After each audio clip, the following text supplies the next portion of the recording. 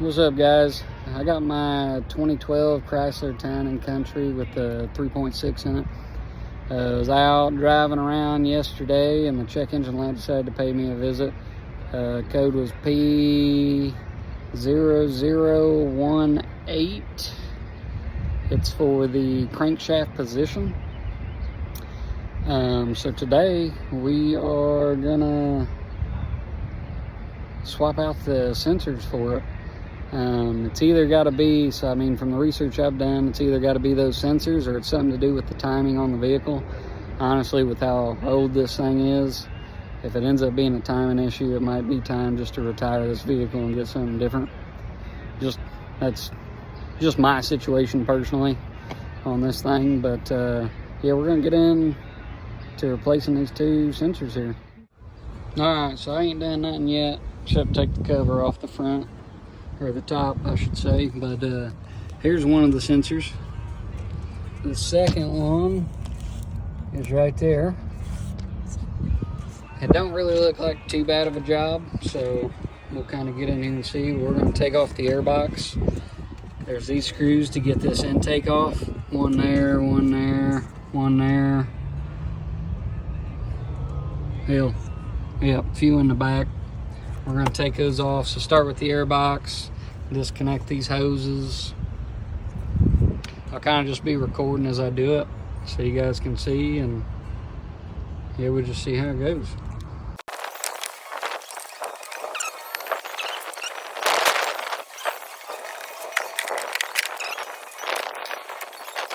Those Torx heads are also 8mm. I prefer to use the socket over the Torx. Get too nervous with Torx that they're going to strip out or something.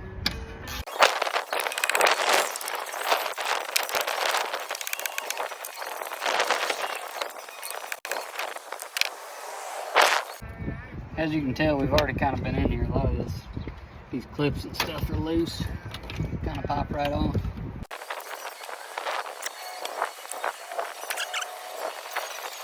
The little bracket back here, there's 3 bolts on it. Got to get that off.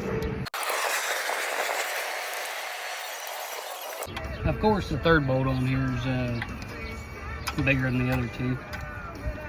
Make too much sense for them all to be the same size.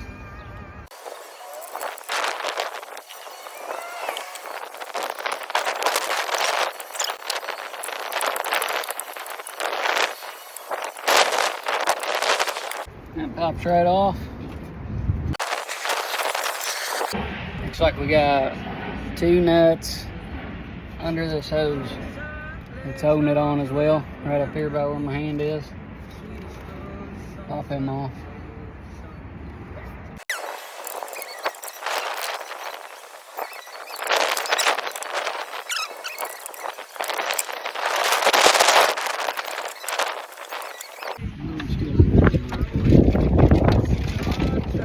There we go.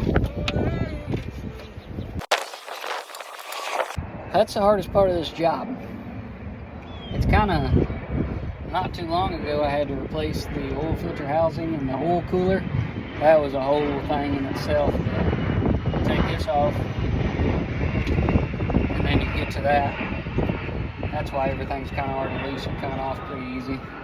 But here's one of them. Here's the second one. Let me figure out what this Torx is and we'll pop them out.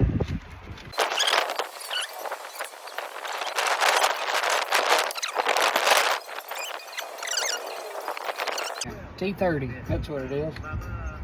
T30 Torx bit.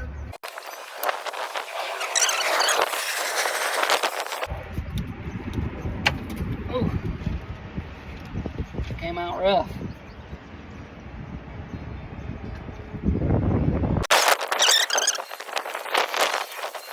We got the new one. I always like to start things by hand as long as I can. Try to avoid any cross thread situation. Here the pop means it's clipped in good. See if we can bust it loose with the screwdriver, and then maybe I'll use a ratchet.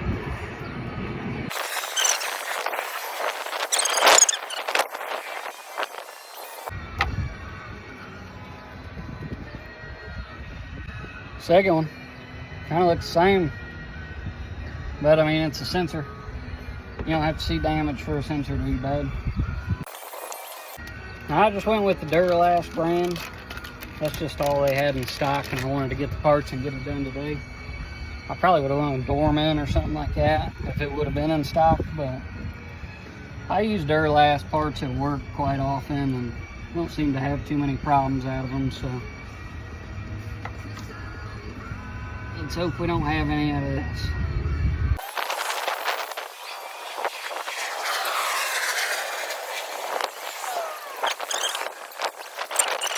That's it. I just got to reassemble it. Like I said, it's really not too bad of a job, as long as you got a few tools. Hell, you can look stuff up. I mean, online, whatever. It's not too bad. So let's see if it gets all back together, and we'll start her up and see how everything looks. You want to try to put this on as flush as possible, not to mess up those gaskets. The biggest thing with this is this, can't forget these studs and brackets up here, because it kind of goes into the angle there, and then all the bolt holes will line up. You forget to get it lined up with those brackets, you're going to struggle. All right, we're lined up. I'm going to try to start all these by hand, and we'll get at it.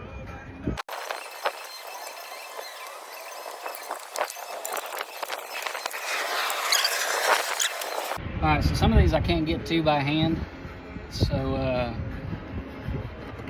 I'm just going to start up with this without the ratchet.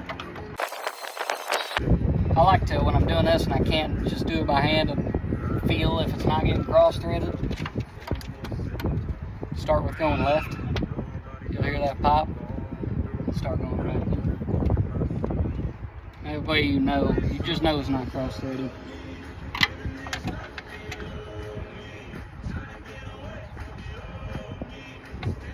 Fellow at work taught me that trick. I kind of just get a hand and I'm really cautious, but he kind of explained it like that one time. I was like, that makes sense, because if you go left with it, you'll hear that pop and then know you're good, and then you start tightening to start it.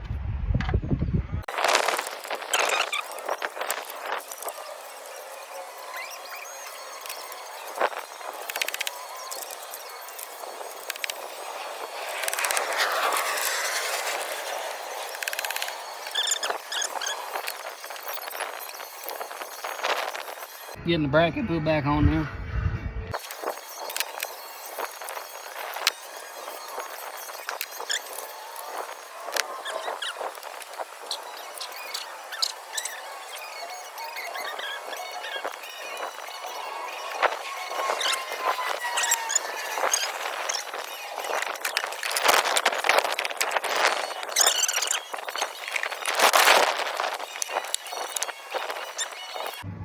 That's really it.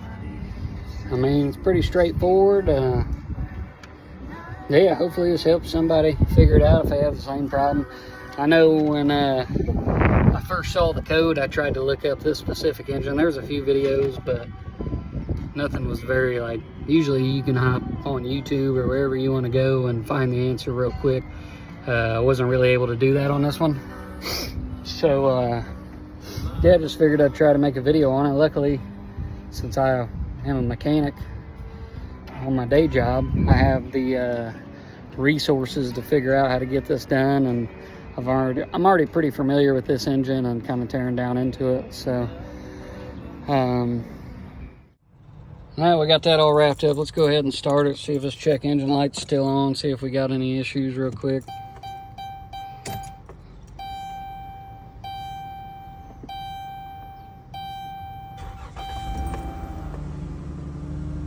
Ooh, check engine lights off immediately. That's great. One of my sensors is going bad. The battery's getting low. By the time I start driving down the highway, it goes off and comes back on. I'll replace it once it actually goes out. That's pretty awesome. Check engine lights right off, started right up.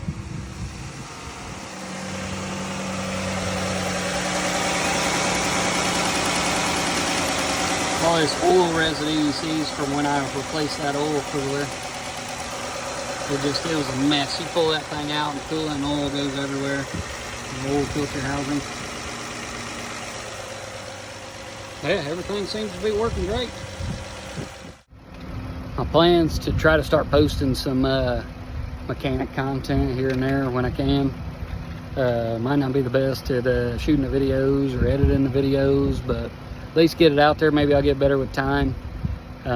Probably more videos you'll see in the future is on, I just bought a 2005 Nissan Pathfinder. It's going to be my daughter's first car. And got to do some suspension work and stuff to it. I think I got struts, coils, got struts, springs, O2 sensor, ABS sensor, sway bar links, a bunch of suspension work really. But hopefully you guys swing by, watch that stuff if I get it posted. Thanks for watching.